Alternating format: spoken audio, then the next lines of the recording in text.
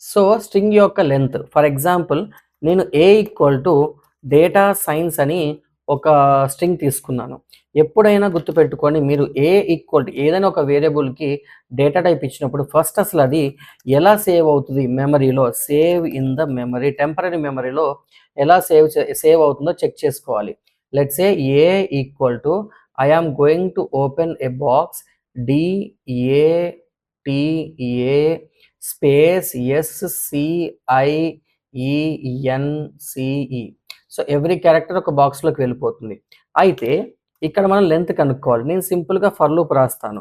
For I in a అని రాస్తే I అనేది ఫస్ట్ ఎవరిని పిక్ చేసుకుంటుంది? వెరీ సింపుల్గా ఐ అనేది డీని పిక్ చేసుకుంటుంది, అవునా? సో ఐ అనేది వెరీ సింపుల్గా డి అనే ఒక క్యారెక్టర్ని పిక్ చేసుకొని లోపలికి వస్తుంది. లోపలికి వచ్చినప్పుడు నేను ఏం చేస్తానంటే లోపలికి వెళ్ళినప్పుడు నేను S+1 అని రాసుకుంటాను. పైన S=0 అని రాసుకుంటాను, గుర్తుపెట్టుకోండి. So very simple. ఎందుకు సార్ ఇలా రాశారు అంటే వెరీ సింపుల్ అమ్మ. S=0 అంటే ఎస్ అనే ఒక వేరియబుల్ 0 ఉంది. నేను ఐ అనేది ఫస్ట్ డీని పిక్ చేసుకొని లోపలికి వచ్చింది. లోపలికి వచ్చినప్పుడు ఇక్కడ ఏం రాశారు మీరు? S=S+1 అంటే ఈక్వల్ టు ఉంటే ఫోకస్ అంతా రైట్ సైడ్ ఉండాలి. ఎస్ అంటే ఏంటి మీకు? 0. 0+1 ఎంత? 1. 1 ఎవరికి ఇస్తున్నారు మీరు? ఎస్కి ఇస్తున్నారు. అంటే ఎస్ యొక్క వాల్యూ అప్డేట్ అయ్యింది. మళ్ళీ నెక్స్ట్ ఇటరేషన్లో మీకు ఏం జరుగుతుంది? నెక్స్ట్ ఇటరేషన్లో ఐ వాల్యూ ఏని పిక్ చేసుకొని లోపలికి వస్తుంది. లోపలికి వస్తే లోపల మళ్ళీ మీరు ఏం రాశారు? మళ్ళీ S=S+1 అని ఉంది.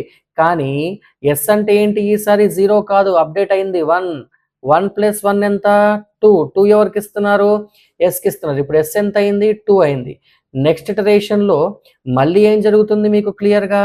ఐ అనేది టీని పిక్ చేసుకొని లోపలికి వెళ్ళింది.